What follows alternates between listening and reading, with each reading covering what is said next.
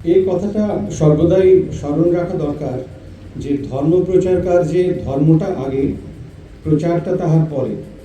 প্রচার করিলেই তবে ধর্ম রক্ষা হইবে তাহা নয়, ধর্মকে রক্ষা করিলেই প্রচার আপনি হইবে। চিরপুরাতন ধর্মকে নূতন করিয়া বিশেষভাবে আপনার করিবার এবং সেই সূত্রে তাহাকে পুনর্বার বিশেষভাবে সমস্ত মানবের উপযোগী করিবার ক্ষমতা যাহাদের নাই, ধর্ম রক্ষা ও ধর্মপ্রচারের ভার তাহারাই গ্রহণ করে।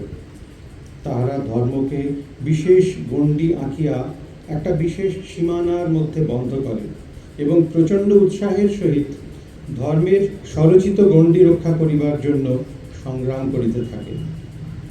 এই গণ্ডি রক্ষাকেই তাহারা ধর্মরক্ষা বলিয়া জ্ঞান করেন। বিজ্ঞানের কোনো নতুন মূল তত্ত্ব আবিষ্কার হইলে প্রথমেই ইহারা দেখে যে সে তত্ত্ব তাহাদের গণ্ডির সীমানায় হস্তক্ষেপ করিতেছে কিনা। যদি করে তবে ধর্ম গেল বলিয়া তাহারা ভীত হইয়া ওঠে। এক সম্প্রদায়ের সহিত অন্য সম্প্রদায়ের বৈষম্য ও বিদ্রোহ ভাব স্থাপন করাই, মনুষ্যত্বের মাঝখানে গৃহবিচ্ছেদ উপস্থিত করাই যেন ধর্মের বিশেষ লক্ষ্য হইয়া দাঁড়ায়।